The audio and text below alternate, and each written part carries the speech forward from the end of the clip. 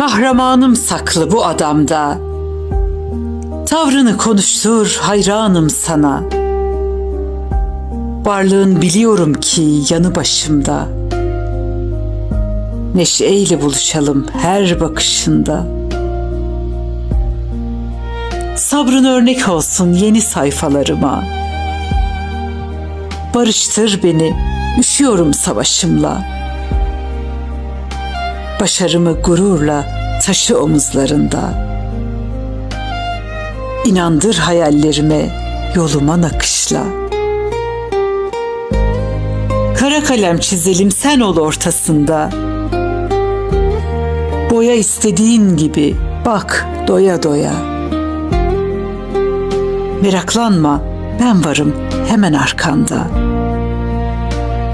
Baba, gölgende sureti gibi bambaşka.